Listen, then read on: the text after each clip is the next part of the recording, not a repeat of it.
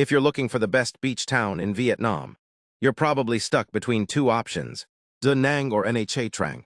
Both have beautiful beaches, insane views, and low cost of living. But which one is actually better in 2025? In this video, I will break down everything you need to know. Accommodation, food, people, and community activities, experiences, and the overall vibe. So by the end, you will know exactly where to book your flight.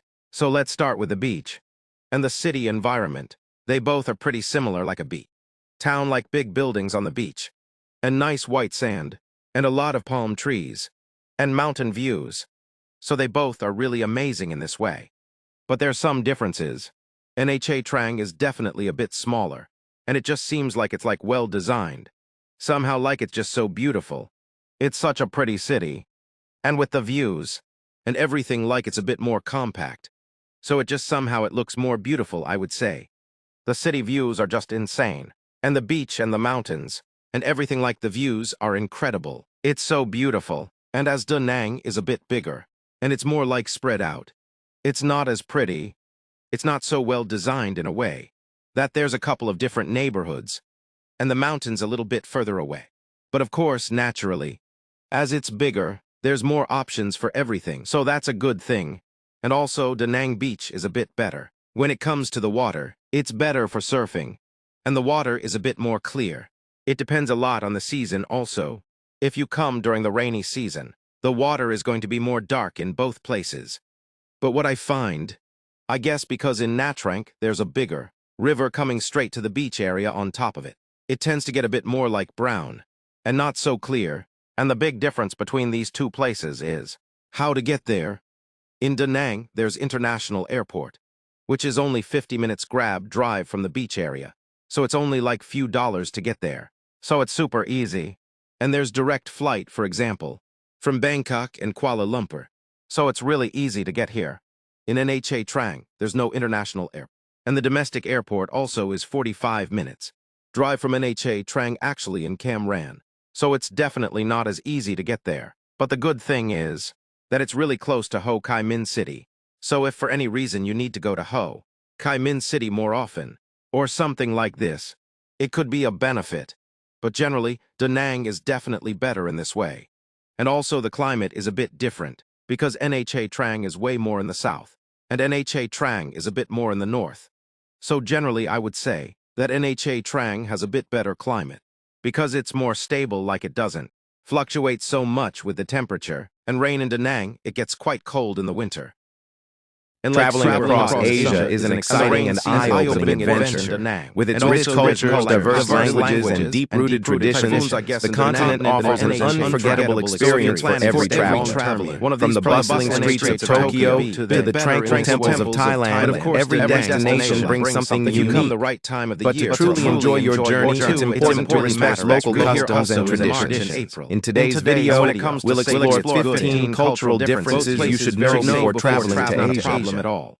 But let's get started. It can still happen, especially in the personal space and physical contact. In Vietnam, so I would definitely in many Asian countries, physical touch is more reserved than in the West. I've been using so far. Places like Japan, China, and Indonesia value personal space, and excessive physical contact can feel intrusive. Are a bit different. Instead of a firm handshake, a light grip or even a bow is preferred in Japan. When it comes to public displays of affection, especially between opposite genders, are also discouraged in many parts of Asia. Nice rooftop pool and pretty nice design. And the meaning of feet. In Thailand, in Thailand, Indonesia, and Malaysia, showing the soles of your feet is considered disrespectful. Avoid pointing your feet at people or religious statues. When sitting, keep your feet flat on the floor or sit cross-legged to show respect. The special thing in Nha Trang that they have this huge apartment keeping your voice down. Panorama in Nha Trang.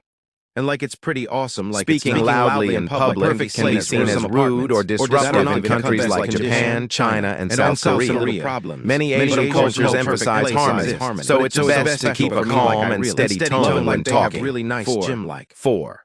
In the building, don't point with your finger.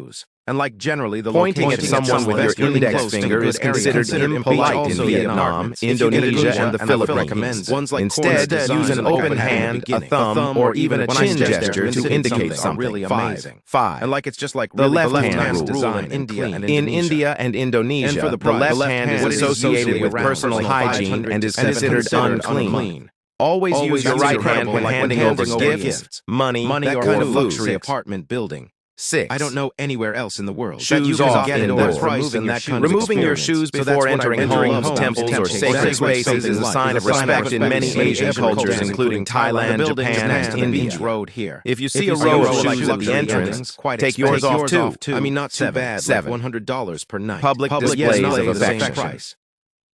And by the way, holding hands may be acceptable, but kissing or hugging in public is frowned upon in conservative countries like India and Indonesia. Keep affectionate gestures private to avoid making others uncomfortable. Really nice cuisine. 8. And like there's good options. Eye contact etiquette. And generally, in Japan, South Korea, and China, prolonged eye contact, especially with elders or authority figures, can be seen as confrontational. Instead, a slight bow or an averted gaze shows humility and respect. Way less. 9. So this is one reason why avoid money talk. I would definitely prefer discussing salaries, wealth, or personal finances is considered impolite in many Asian cultures. So it's best to avoid these topics unless the other person brings them up when it comes to first. roads, and the traffic is pretty similar. Remove your hat indoors. That it can be quite busy. In Japan and China, wearing a hat inside a home or temple is seen as disrespectful. But it's never like always take off your hat when entering sacred spaces or anything like that. And they have really good road infrastructure. Thoughtful gift with big roads, so it's nice to drive. Some gifts carry negative meanings in Asian cultures. For example, giving knives or scissors in China and Japan symbolizes cutting ties. Instead, opt for positive gifts like tea, sweets, or local crafts. And when it comes to the people, respect for elders. In many Asian cultures, elders are highly respected. Always greet them first, offer them your seat, and listen attentively when they speak. And that's why I think in South Korea, a slight bow is a common sign of respect. Digital nomads. It's a really good vibe here. Superstitions about pointing at the sun. There's a lot of meetings. In Thailand and the Philippines, pointing directly at the sun is considered bad luck. And many Asian cultures have deep spiritual beliefs tied to nature. So it's best to avoid this gesture. So if you're a quite social person, smoking in public. Countries like China, Indonesia, and Vietnam have strict smoking regulations. Always look for designated smoking areas to avoid fines or offending others. 15. But Da Nang is a bit similar. The value of humility. Maybe not as much like that. But it's just arrogance is one of the most disliked traits in many Asian cultures. I really did love it. Whether you're in India, Indonesia, or Japan, humility is highly valued. Be respectful, curious, and open to learning from the local culture. If you are a digital nomad, traveling is more than just sightseeing. It's about understanding and respecting the cultures you encounter. If you're coming by keeping these customs in mind, you'll have a smoother, more meaningful experience on your journey across Asia. If you found this video helpful, don't forget to like, share, and subscribe for more travel tips and guides. Safe travels and enjoy every moment of your adventure. Where to stay. What are the best areas? How the taxis work, dating, anything like that about this lifestyle. And when it comes to activities and fitness like surf, gyms, pickleball, anything like that, Da Nang is definitely better in a way. That it's bigger, so there's more options, but generally also like you can surf pretty good in Da Nang. It's not the best waves in the world for sure, but like especially, if you're learning to surf, it's pretty good place for that most of the time. And in Nha Trang, there's not really surf, so it's a big difference. And also pickleball, for example, there's way more courts in Da Nang. There's couple also in Nha Trang. But apparently in Da Nang, they're also building a paddle court now, so generally activities. And fitness is definitely better here. There's more gyms, some saunas, and ice baths and stuff like that, so it's getting a bit more like Bali style. When it comes to that kind of things here in Da Nang, in Nha Trang, it's still not so much like that. And when it comes to experiences and things to see, there's definitely more in Da Nang. Especially if you're coming for the first time. Da Nang is quite amazing with like Bana Hills. It's an incredible place to experience. There's a lot to do there. And there's also Hoi An, which is UNESCO Heritage Site. And there's a couple of things to do there. It's pretty cool experience if you've never been. And so many other things with the mountains. And Marble Mountain. And like temples. and all kinds of things like that. Of course, there's things to do also in Nha Trang, but Da Nang definitely has more. And when it comes to working online, co-working and like Wi-Fi, both of them are still not in the same level. Like Bali and Thailand, but Wi-Fi usually like it can be really good. In both of them in some places, but then in some other places it can be quite slow. So the variety is quite much in both of them. But generally, Da Nang definitely has more options for co-working. There's a couple of co-working spaces, and a lot of cafes that have co-working area here. But the options are still a bit limited. But in Nha Trang is even way more limited. So yeah, when you're choosing where to go, I would say that both of the places are definitely worth to visit. But definitely for this is a no man's land. And for long stay, I would prefer Da Nang. Much more for all the reasons I have explained.